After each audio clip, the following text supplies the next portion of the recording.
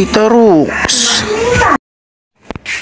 Magandang hapon at isang mapagpalang hapon sa ating lahat.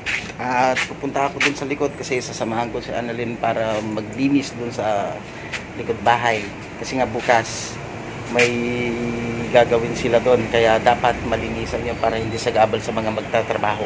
Tara, let's go!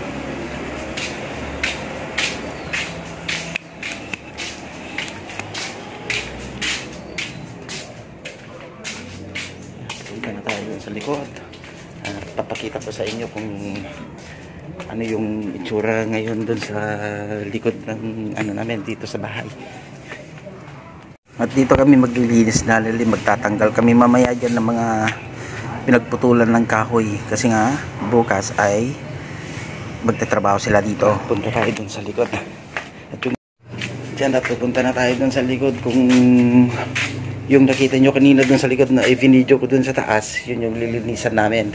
Tatanggalin namin yung mga kahoy-kahoy dun para bukas ay malinis pagdating ng mga trabahador kasi nga meron silang gagawin.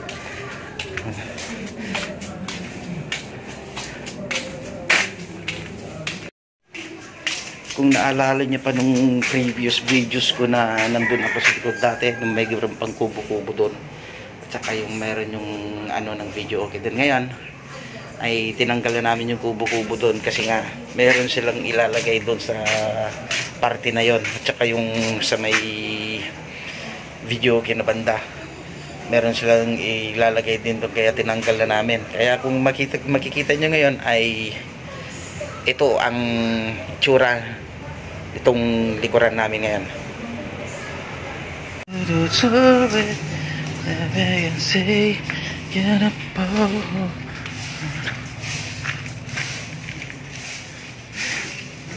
Ayan, kung makikita nyo ay wala na yung kadugtong nitong banda dito at wala na rin yung kubo-kubo dun sa kabila.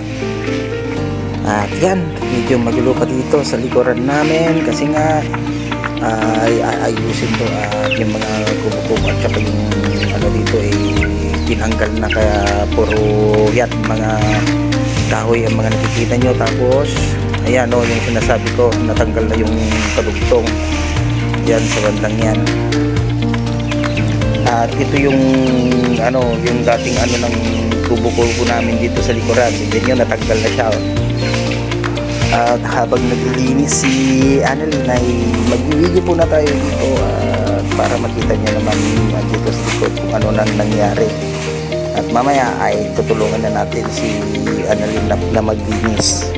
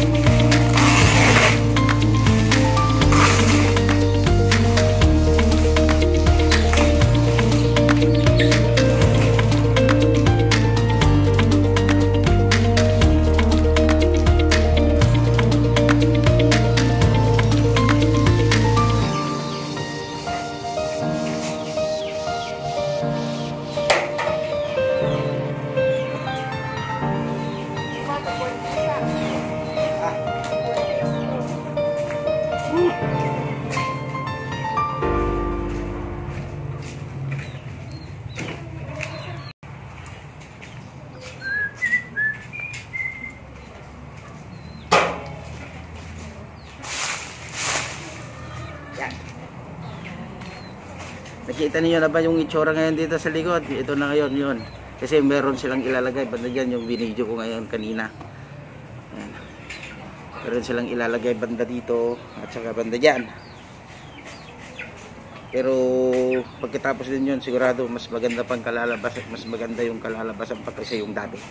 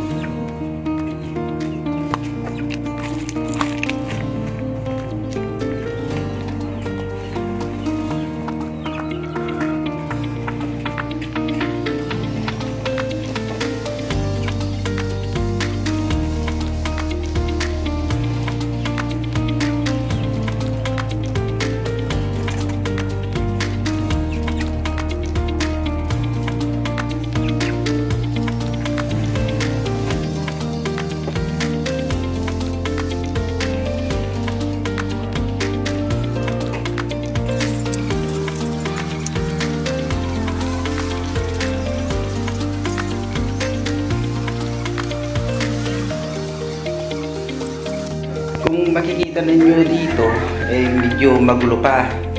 Kasi dati yan yung pinaglalagyan namin ng mga yung mga ibang gamit. Yan yung puno ng lumboy na yan, matatanggal din yan. Tapos malilinisan din to siguro. O baka bukas malinis na itong tingin nyo. At ito yung ginawa namin paglagyan ng mga gamit. Yan yung yung puno ng lumboy. Bukas siguro wala na yan at malilinisan na kahit papaano itong likuran para maging matiwasay kung pupuntahan. Ayan, tingnan nyo ngayon at tingnan nyo bukas kung ano yung pagbabago. Tapos update ko na lang kayo kung ano yung mangyayari dito sa likuran. Yan yung namin, dairy.